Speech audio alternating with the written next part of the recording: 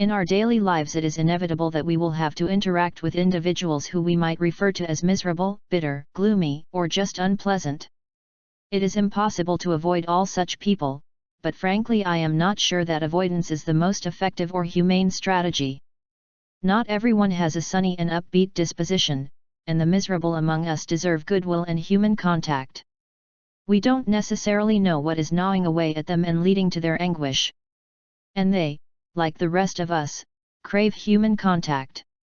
They may not be aware of how their behavior impacts others. And so we may be in a position to provide them with a joyous moment and a respite from their apparent anguish. Isn't this what we are supposed to do to help each other? Here are some ways to deal with those who may be miserable.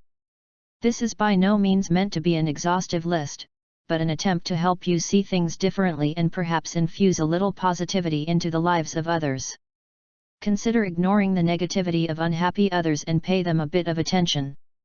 In my years of experience as a clinical psychologist, a colleague, a parent, a partner, and a friend, I have never ever run into a person who does not light up when they get just the right dose of attention.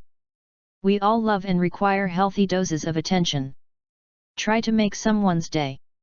If you succeed, two good things could happen: you could feel good and you may give an unhappy person a moment of lightness. Your smile is an incredibly powerful nonverbal tool. Catch the eye of an unhappy individual and beam radiantly. It should be a full facial smile involving the eyes and the mouth. Trust me on this one, smiling is contagious and certainly does affect mood. Use the name of the person standing or sitting across from you. There is something very personal about addressing someone by their name. You make them feel less invisible, and more important. Try finding something about the person to compliment. Make it genuine. Who among us doesn't love a compliment, even if they don't admit it? There is always something that can be complimented if you take the time to be observant. Be kind. Do not meet grumpiness with grumpiness. Kindness is, after all, the fuel that feeds the happy and the unhappy. Acts of kindness rarely go unnoticed and are rarely forgotten. Try hard to be patient with someone who is gloomy.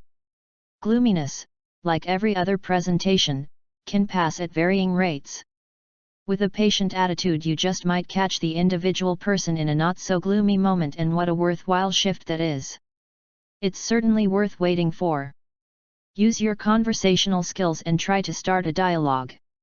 If it doesn't take at first, try a different topic. Most of us like when others notice us and want to engage with us. After all, who wants to feel irrelevant and unnecessary? Article continues after advertisement. Be inclusive. If you are having a discussion with a group of people, try to include the gloomy among you. You might be surprised that they can rise the invitation and contribute something of value to the conversation. You may want to agree or perhaps nod when the negative person makes a negative comment. You then have the individual's attention, and are in a position to try to shift the topic to something neutral or more upbeat. Go ahead and try. Finally, do not make any assumptions about a distressed individual. Don't assume that they want to remain miserable or isolated. Don't assume that they are comfortable with their personality style. One of the worst things that we can do is to make erroneous assumptions about each other.